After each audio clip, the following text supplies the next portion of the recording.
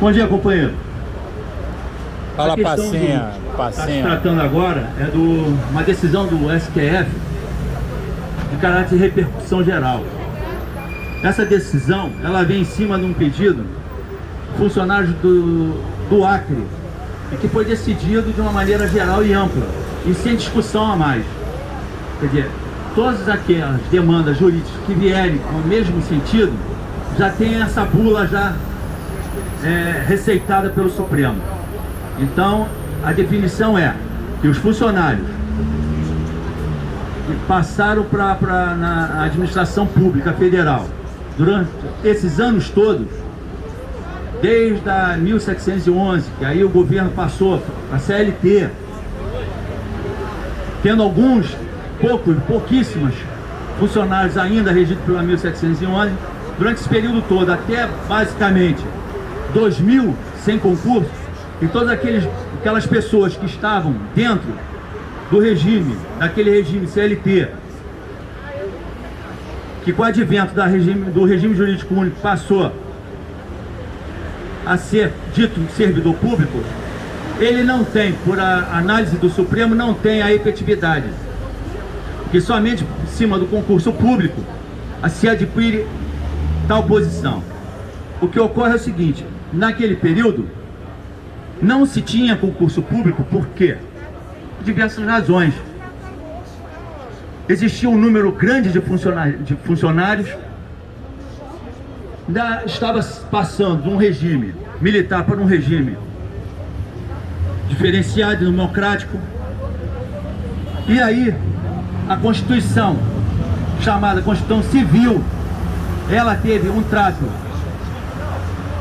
de uma maneira diferente da anterior. E o que ocorre? Ela, no seu artigo 19, nas disposições transitórias, ela incluiu todos esses servidores com 5 anos em plena atividade, ela considerou como estável.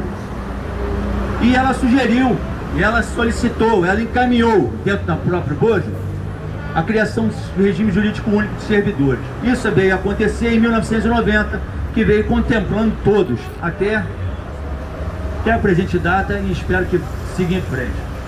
Ocorre que com essa análise do Supremo, eles anteciparam um julgamento e que consideraram que essas pessoas que estão sem concurso público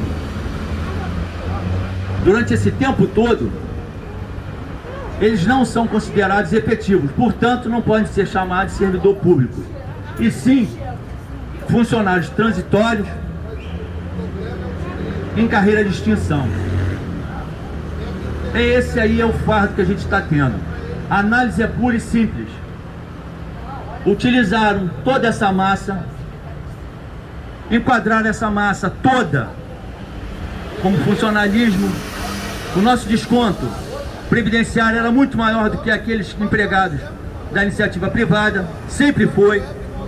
Eliminaram o nosso fundo de garantia, quer dizer, tudo isso retiraram das nossas garantias, numa ilusão que foi vendida, dizendo que éramos funcionários públicos e teríamos um regime próprio, e que agora vem um Supremo Federal, sem concurso público, dizer que não somos mais aqueles que levaram a administração pública esses anos todos nas costas.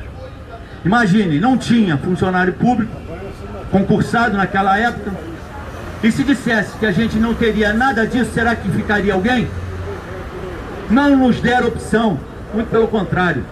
Diferente daqueles de 1711, que optaram por ficar lá numa carreira de extinção ou no CLT, o funcionalismo foi jogado nesse regime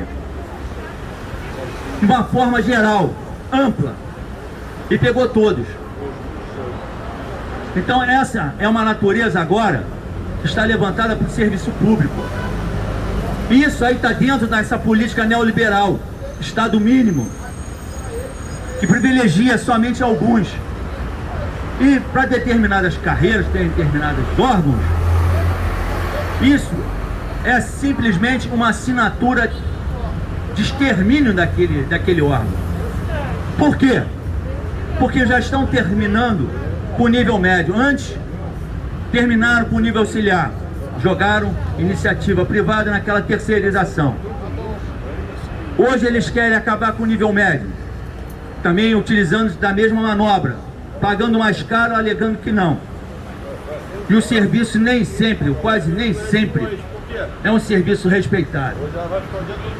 Ficando somente, por enquanto, o nível superior, que amanhã ou depois estará fadado também a essas modernizações, tecnologias, de centros de estudos e por aí vai. O que ocorre? Os órgãos vão sendo enfraquecidos, a continuidade dos trabalhos vão se perdendo, e aí abre-se o leque da privatização, ou até mesmo o fechamento das portas daquele determinado órgão, que era considerado de uma hora para outra, numa visão política governamental, passou a ser um fardo, um peso grande a ser levado. Então, são essas coisas que a gente está avaliando, a gente está passando para todos. Além disso, corre em concomitância a questão do funcionalismo passar para o INSS. Quer dizer, são não sei quantas milhares de pessoas indo para o INSS que já está atolado. Antes a gente discutia como é que seria a passagem de servidor público para lá. Agora a gente já está vendo. Não são servidores públicos, é uma massa de osso e carne que está indo para lá, sem definição. Num jogo de tramóia, num jogo de vendilhões, que sinceridade só utilizaram dos trabalhadores para conduzir a máquina estatal até onde chegou. É isso aí.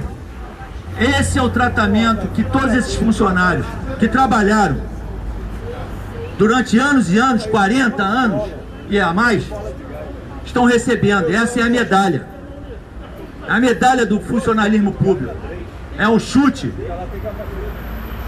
Então, estamos aqui para alertar, para mostrar para as pessoas as dificuldades, abertos às discussões, abertos às propostas de soluções, como vamos resolver esses problemas. Temos aqui, no caminho, a questão da tecnicidade, que só vem afirmar essa intenção. Temos aqui a falta de mobilização, porque o próprio sindicato, que deveria estar na frente, ele não aparece. O próprio setor, o departamento de aposentados e pensionistas, que tem milhares de associados, deveria estar aqui, também não está. Então estamos denunciando.